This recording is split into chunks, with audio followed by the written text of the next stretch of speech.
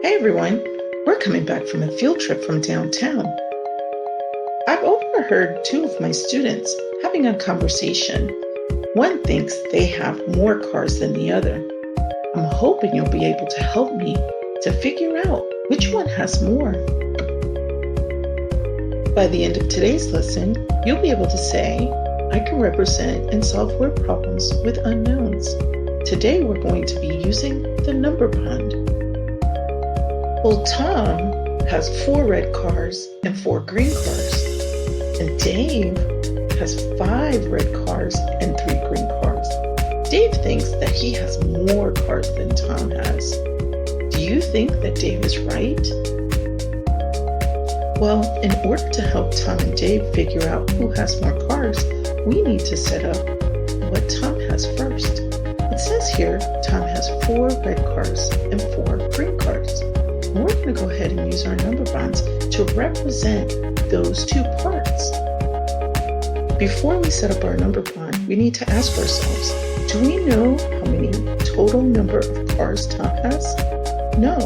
So we need to make sure that we fill in the areas that represent the parts. He has 4 red cars and 4 green cars. Since we don't know the total number of cars that Tom has, we need to put a question mark in the area that represents the whole number. Now, since we have all the information in the number bond, all we have to do is do some addition. So let's count forward from the 4 red cars. 5, 6, 7, 8. The total number of cards Tom has is 8. Now that we know how much Tom has, we have to figure out how much Dave has. Well, we know that Dave has 5 red cars and 3 green cars. So we need to plug in that information into our number bond. But first we have to ask ourselves, do we know the total number of cars that Dave has? So let's put in the information that we know. He has 5 red cars and 3 green cars. And we don't know the total, so we have to put a question mark where the total would go. In order to find the total, let's count forward from 5, 6, 7, 8. Dave has 8 cars. So what do you see?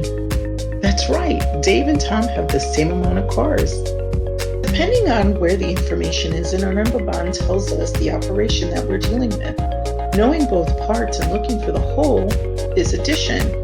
But when you have the whole number and the part and looking for the other part, what operation is that?